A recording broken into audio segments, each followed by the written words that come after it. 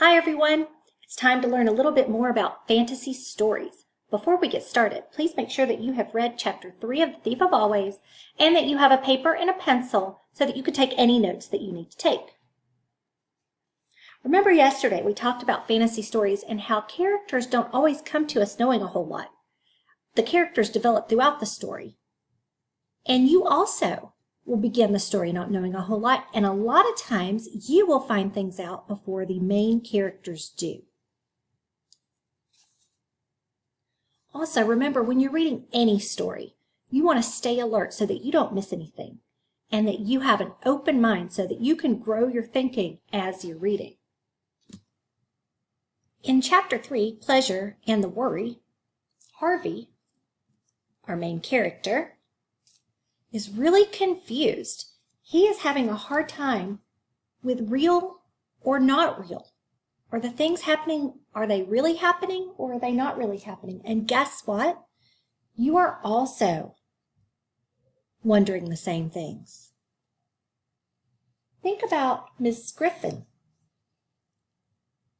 She says to Harvey, while they're outside and he's admiring her house, "Nothing is perfect." And what does Harvey say? He says, "Why not?" Readers, when main characters ask questions or get to listen to explanations of something, you should be on the edge of your seat. So right now, I want you to think about that scene and what comes very next. I'm going to read it aloud to you on page 25, and then we're going to talk. So remember, the last thing Harvey did was ask this question, why not? And when you guys are thinking about main characters asking questions, that's when you really want to perk up and listen, because you might find out something that's important to the story. So let's move this over and look at page, and I'll bring it close so you can see.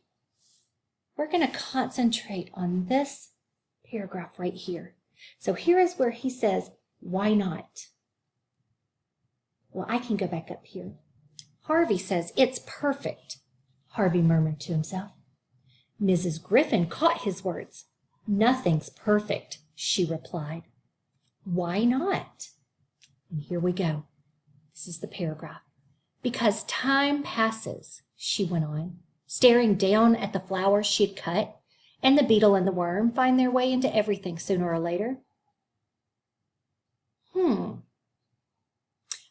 Let's read that again. "Because time passes," she went on, staring down at the flowers she had cut, "and the beetle and the worm find their way into everything sooner or later."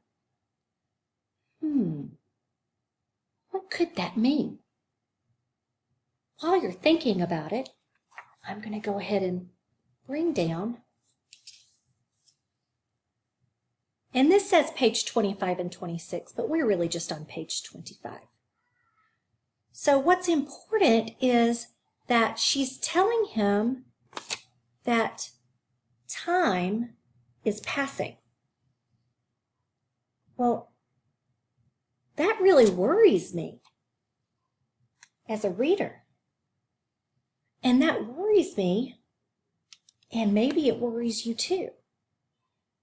Maybe you're thinking, and I think if you're thinking this, that you're right, that maybe Mrs. Griffin is trying to warn him about something. That makes sense. Maybe she's trying to warn him about something. Okay, so that was really great. We just figured out that if we are extra alert, we can find deeper meaning in the characters' words and actions. And we'll need to read on to find out more. So what I want you guys to do, and this is your task for today.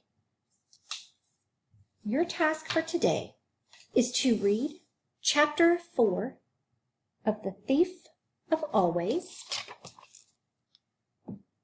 And you are going to think about the things that we've talked about today and yesterday. And I wanted to show you, here we go.